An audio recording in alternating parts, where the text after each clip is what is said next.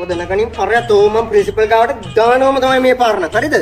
අතක තියාගන්න. thank you sir. මං එනකම් පොඩ්ඩක් පන්ති බලාගත්තට. ඒක මොකද්ද නංගි? ඔයා වෙනුවෙන් මට මොනවද කරන්න බැරි? හැබැයි මේ එකෙක්ව මම දන ගැස්සුවා මොකද කට වැඩි හොඳේ. මොවම් මෙහෙම තියාගෙන පාඩම කරන්න. එහෙනම් ගිහින් එන්න.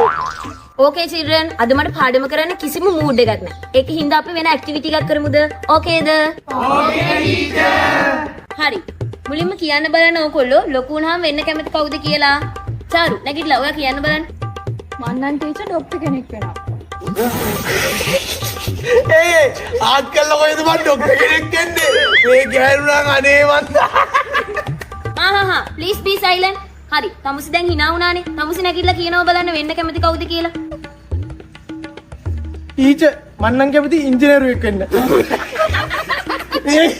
තෝත් මම බූරු වෙන්නේ ආත් කළා ඉංජිනේරුවෙක් වෙන්න බෑ මේ උඹේ ගෑනිද තොපි දෙන්නව ගැලපෙනවා තොපි දෙන්න බැඳපන් silent. හරි. තමුසි hina වුණානේ හැම එකාටම. තමුසි නැගිටලා කියනවා බලන්න. මම නම් හිතන් ඉන්නේ ගගනගාමීක් වෙන්න oh very good. අන්න හොඳයි. ඔයා එතකොට හඳට යන්නද හිතන් ඉන්නේ? නෑ මිස් හැමදාම හදට යන එකේ මං හිතන් ඉන්නේ ඉරට යන්න තමුසි මහා මෝඩයෙන්නේ තරිදු. ඉරට ගියාම තමුසි පිච්චිලා මැරෙන්නේ තරිදු.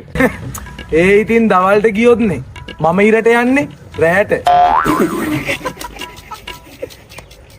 හරි. දැන් ඒක ඇති. අපි දැන් වෙන දෙයක් ගැන කතා කරමු. ඔය පොඩියට ඉන්න ළමයා නැකිලා කියන්න බලන්න ඒකදේශීය පක්ෂියෙක් ගැන. ටීචර් කැහිබෙල්ල. බොහොම හොඳයි. තව එක්කෙනෙක් කියන්න බලන්න. ඔය ළමයා කියන්න බලන්න. ඇයි උගේ අම්මා දැන් ඇති. දැන් මේ මං අහන අන්තිම ප්‍රශ්න තුන. මේ ප්‍රශ්න තුනට උත්තර දෙනවා බලන්න. දන්න කෙනෙක් නැකිట్లా. හරි. පළවෙනි ප්‍රශ්නේ. මේ ලෝකෙ මැව්වේ කවුද? දෙයියෝ බොහොම හොඳයි. බෙමින්ද පුතා බොහොම හොඳයි. දෙන්නම් පුතේ හරි. දෙවෙනි ප්‍රශ්නේ. අයිසැක් නිව්ටන්ගේ ඔළුවට ඇපල් ගෙඩිය වැටුනහම ඔහු කිව්වේ මොකක්ද? පුතු අම්මා බෙමින්ද පුතා මේ හොඳයි කිව්වාම ඕනට වඩා දඟලන්න හදන්න එපා. නවතනවල ඔක්කොම. හරි. මේ තමයි තුන්වෙනි ප්‍රශ්නේ. ඒ කියන්නේ අවසාන ප්‍රශ්නේ. ඕගොල්ලෝගෙන් අහන මේ ප්‍රශ්නේ කොමඩි ප්‍රශ්නයක්. හරිද? ඔන්න අම්මෙකුයි තාත්තෙකුයි ඉන්නවා. ඒ අම්මටයි තාත්තටයි ළමයි 29ක් ඉන්නවා. දැන් 30 වෙනි ළමයා හම්බෙන්නේ ඉස්පිරිතාලේ ඉන්නේ. එතකොට ඒ අම්මා ඒ තාත්තට පොඩි රහසක් ඉන්නවා. මොකක්ද ඒ රහස? මට සමාව වෙයම් මචං හරි. දන්න කෙනෙක් ඉන්නවනම් අත උස්සලා කියන්න ඕනේ.